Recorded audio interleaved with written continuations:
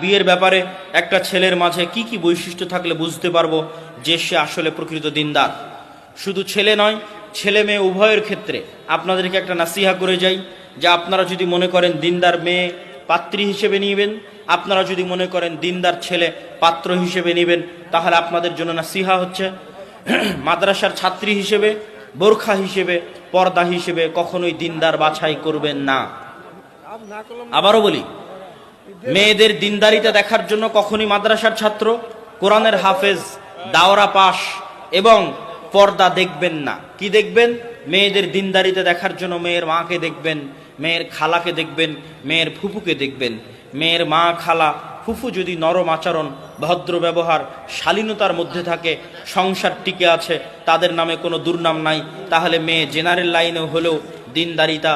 আর যদি মেয়ের মা, খালা, ফুফু তাদের মধ্যে অশালীন আচরণ লক্ষ্য করা যায়,